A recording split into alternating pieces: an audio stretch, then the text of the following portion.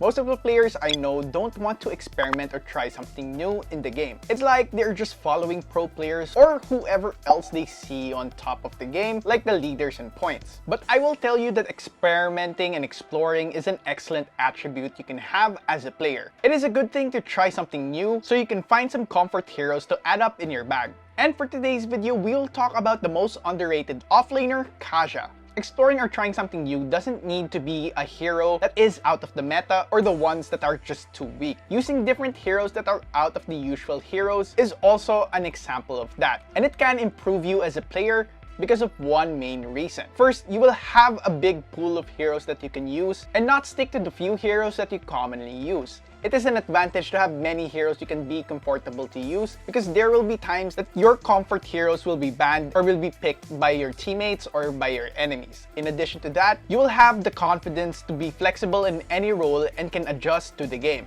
As we all know, Kaja is a legit support hero that can be great in assisting in killing minion waves, getting objectives, and especially in helping to kill enemy heroes. But even before, we were using Kaja as an offlaner and some players too. The best thing that the Nazar King can do is to make enemies uncomfortable using his passive and active skills. Kaja's damaging ability is very underrated, and it is an extra asset for him. Most of the time, an enemy sees Kaja, they will think that he cannot burst them down or kill them alone. But that's not true. The Nazar King is a very amazing hero in terms of killing enemies alone. And most of the time, he can kill the most important hero of the enemy team. So without further ado, let's start talking about the things you need to know to be an efficient killer Kaja.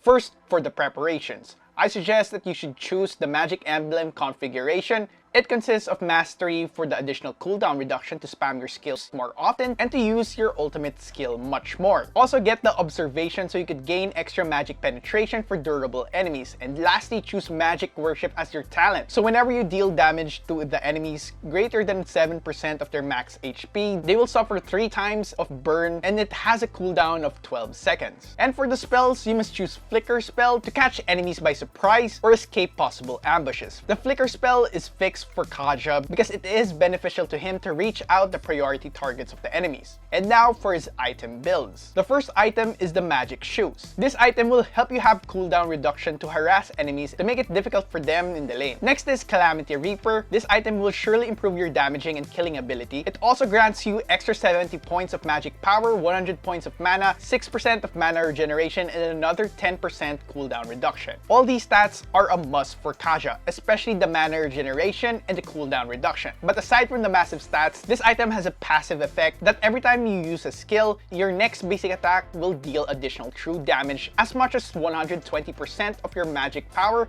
every 1.5 seconds and instantly gives you 10% of movement speed. For our third and fourth item is the best magic combo item, the Clock of Destiny and the Lightning Truncheon. These items really complement each other. The Clock of Destiny will give you 60 points of magic power, 115 points of health, and the most important thing is the 600 points of mana that will significantly improve the passive effect of the Lightning Truncheon. And it also has a passive that adds up 25 points of HP and 4 points of magical power every 20 seconds that can be stacked up to 12 times. On the other hand, the Lightning Truncheon will give you 75 points of magic power, 300 points of mana, and 10% cooldown reduction. And it has an effect for every 6 seconds, your skill will deal extra magic damage to 3 enemies that scales with your hero's max mana. Next is the Holy Crystal. This item is purely in the magic power business. This item will surely increase your damaging capacity because of its ability to make magic power increase in a very high amount. Holy Crystal will instantly give you 100 points of magic power, and its passive has an effect that will increase your magic power by 21 to 35%, scaling with your hero's level. The next and the last item is the Blood Wings. Commonly, your enemies, even the soft ones, will build magic resistance items that will make them more formidable in the late game. That's why you shouldn't be content with your damaging ability. Blood Wings will give you 150 points of magic power and 500 points of health. Aside from that,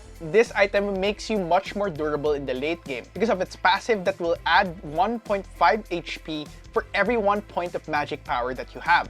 Now, let us talk about Kaja's skills. First for his passive is the Wrath Sanction. Kaja achieves Wrath Sanction every 6 seconds. It then makes Kaja's next basic attack lightning and will deal a massive magic damage to up to 3 enemies. Next is the first active skill, the Ring of Order. Kaja releases a ringed electric blade that quickly expands and contacts, dealing magic damage to every enemy that will be hit by it. Also, each time the Ring Order hits an enemy, the cooldown of Wrath Sanction will be reduced by 1 second. So make sure to always use this skill wisely to abuse the passive skill of Kaja. Next is his second active skill, the Lightning Bomb. Kaja moves towards a designated direction and leaves 3 lightning bombs along the way and will damage enemies that will touch it. The Lightning Bomb is a great offensive and defensive skill. It allows Kaja to escape being chased down by enemies and can also add up to the damaging ability. And lastly, his ultimate skill, the Divine Judgment. This skill is an instrumental skill to kill enemies with his teammates or even alone. Kaja will use his weapon to control and even pull the enemy for 1.5 seconds. During that time, the enemy hero's magic defense will be reduced by 10, and Kaja will absorb 2 times the target enemy hero's lost magic damage. This skill alone can significantly damage or even kill soft enemy heroes. Now let's talk about the tips and tricks on playing Kaja effectively. First is that you must know that Kaja doesn't rely on physical damage. Every time you use a skill in team fights, you must retreat so you won't get killed by the enemies. So even though Kaja has the ability to deal massive damage, he can be killed easily by the enemies. So make sure to always hold back for you to spam your skills much longer in times of a clash. Next tip is to distance yourself from the enemies. Even though Kaja is a melee hero, he has a weapon that has a long range ability. So make sure to make the most out of it. And for the last tip is to use Divine Judgment for the important target. Lock into the best damage dealer of the enemy team or the one that makes it difficult for your team to win. A bonus tip for you guys is to abuse his passive most of the time in the experience lane. In the experience lane, your enemy will hide in the bush to wait for a proper timing of engaging. But your passive can help you anticipate that because every time you hit a minion and there is a nearby enemy in the bush, you will see that the Wrath Sanction will extend inside of it. And that's pretty much it. I hope you learned a lot of new things in this video. And remember, there is nothing wrong with experimenting and exploring, but make sure to think about it before you do it. And also, don't do it in the ranked games. Practice first. Anyway, what you guys think about Kaja? Leave your thoughts in the comment section below, and don't forget to like, subscribe, hit the bell icon, and don't forget to visit yugatech.com/gaming for more news, tips, and tricks.